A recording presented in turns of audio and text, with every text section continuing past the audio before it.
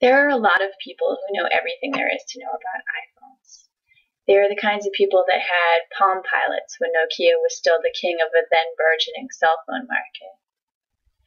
They're the type of people who moved on to Blackberries and then to iPhones and Androids. There are a lot of us who are the absolute opposite. There are a lot of people just now getting their first smartphone. And it's a tough time to be just getting a first smartphone for a lot of people. My mother actually asked me the other day, it was her first smartphone that she's ever bought, and she's only 50. She's not terribly old. She's not the type of person that you think of as decrepit or anything like that. She's in the prime of her life. And she's just now buying her first smartphone, and she bought an iPhone upon my recommendation.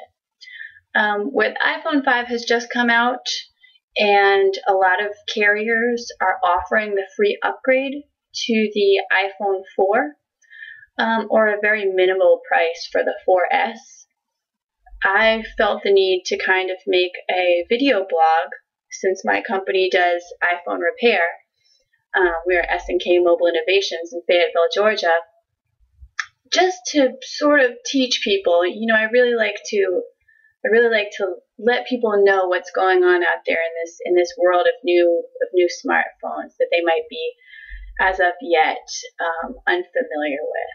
So what I have here is my iPhone 5, and technology really should make your life easier. It shouldn't make it more difficult. You shouldn't want to throw your phone out the window at any point during your day.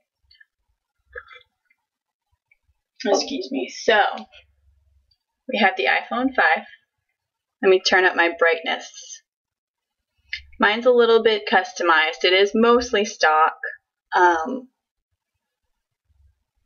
I chose to use this phone. I also have an iPhone 4, but my iPhone 4 is jailbroken, so I chose to use this phone.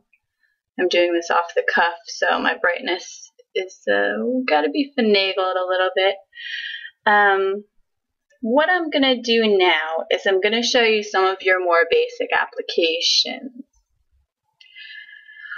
On this phone, you'll see that you have all the standard things. And down here, this is what you call your docks. You ever hear somebody refer to your dock applications? That's anything you've got going on right down here.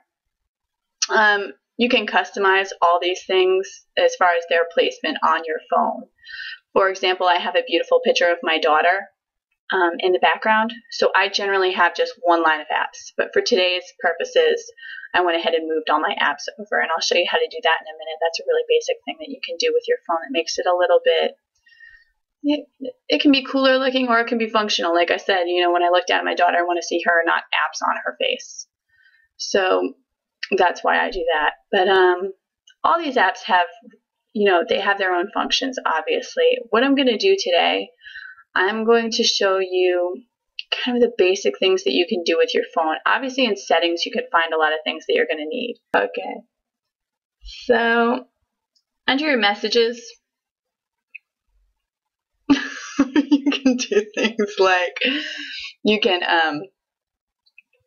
kind of have a quick message that sends like an on my way or things like that. You can't really see this very well, can you? There's all kinds of things that you can play with in these settings, and what I recommend doing is just playing with your phone and getting familiar with it. So just moving on, I'm going to show you what I was talking about with moving your apps. I think this is something that a lot of people get curious about. If you want to move your stuff, you just simply hold the icon, any icon, and they will all begin to wiggle. Are they wiggling? They're all wiggling. Once they begin to wiggle, you can simply swipe them across the screen and move them. Now, as you can see, I've got other apps. Oops, shoot, of course I did that. Sorry, guys.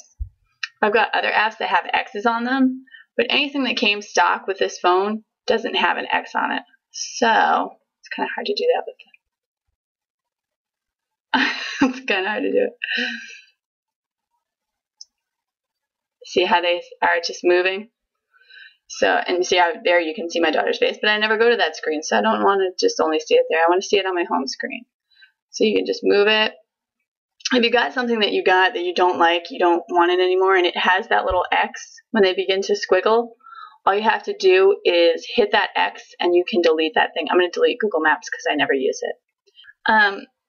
Another thing that's good to know about this is tough because I'm not left-handed.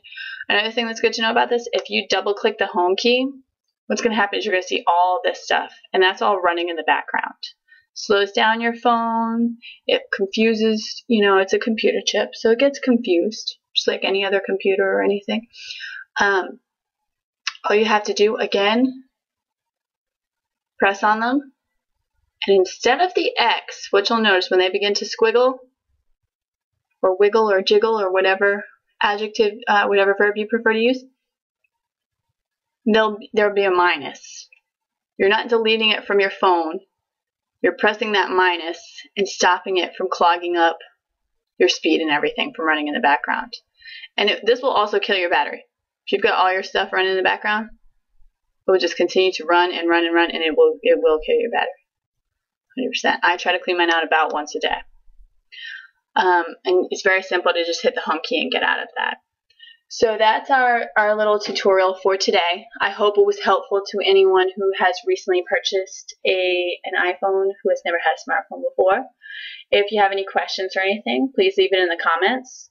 If you have anything mean to say, paper, glue, all that good stuff. So, thanks for listening. This is S&K Mobile Innovations.